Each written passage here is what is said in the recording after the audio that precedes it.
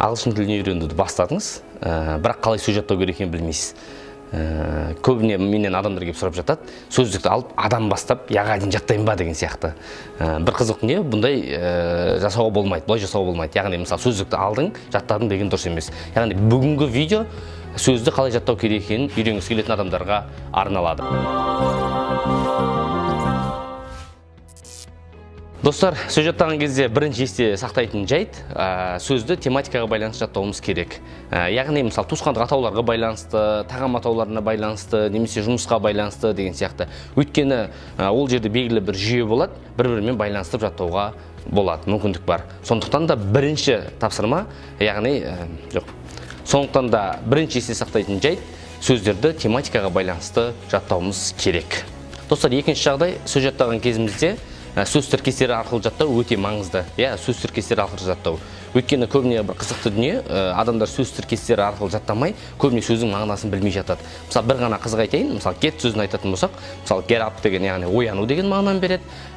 Мысалы, get on well with десе, біреумен жақсы тұру деген мағына береді, немесе get out десе, сыртқа шығу деген мағына береді. Яғни бір сөздің өзі өзге сөздермен тіркесіп келген кезде тіпті бөлек мағына береді. Сондықтан да сөз тіркестері арқылы жаттауды үйренуіміз керек. Бір қызық не айтайын осы тұста, ағылшын тілінде енді өзім үйреніп жүрген кезімде, butterfly, яғни көбелек деген сөзді жаттаған кезімде, яғни butter деген май деген мағынаны береді, fly деген ұшу деген мағынаны береді. Сол кезде бір қызығы ұшатын майма деп ойлағам. Сөйтсем butterfly'ды қарасақ, ол көбелек, жай ғана көбелек. Сол үшін де сөз тіркестері арқылы жаттау сіздерге үлкен көмегін тигізеді. Достар, байқасаңыздар, мен не жаттау керек екенін айттым, бірақ қалай жаттау керек екенін айтқан жоқпын. Енді қазір қалай жаттау керек екенін үйрететін боламын. Достар, сөз жаттаған кезде арнайы соған арнап бір дәптер алмаңыз. Түсінемін, қазіргі таңда электронды дүниелер дамып кеткен, телефонмен жаттай салам, немесе жаңа сөз телефонға жазам деген сияқты нәрселер болады. Ол дұрыс емес. Ең біріншіден сіз өзіңіз дәптер алуыңыз керек. Дәптерге баяғы классикалық түрде бірінші ағылшын тіліндегі сөз жазасыз, ортаға транскрипцияны жазасыз, үшіншісі аудармасын жазасыз. Ол бірінші талап сөз жаттаған кезде.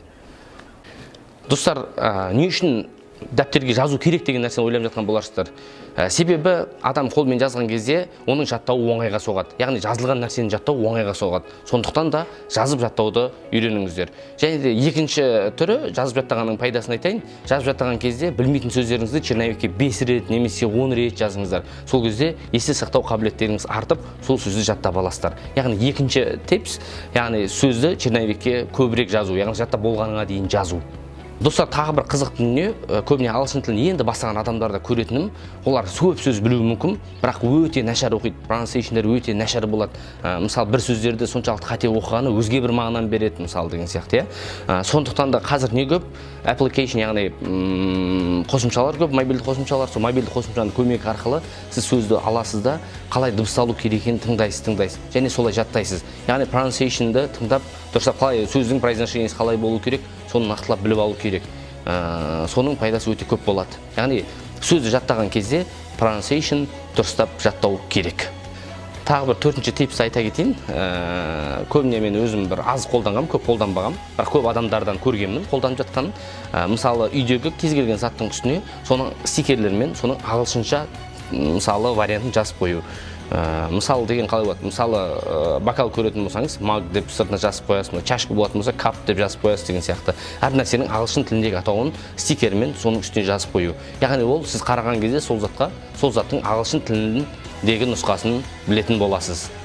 Достар, сөз жаттағанда тағы бір ескерте кететін бір дүние, сөздің өзін ғана жаттамаңыз. Сол сөздің ішінде, сөйлемнің ішінде қалай келеді, солай жаттаңыз. Яғни сөйлем ішіндегі сөздің қолданылуымен бірге жаттаңыз. Өйткені бір қызық не айтайын, мысалы afraid деген сөз, яғни қорқу, Мысалы, мен сенен қорқам деп айтшы десең, көп адам afraid-тің қорқу екенін білгенімен, бірақ айта алмайды. Себебі ол сөйлем ішінде қалай келу керек екенін білмейді.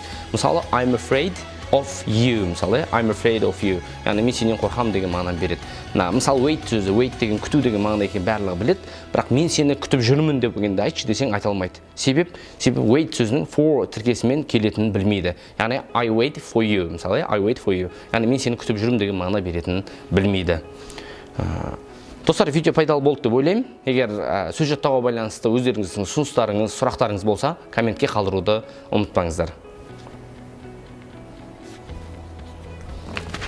Көрейік қазір.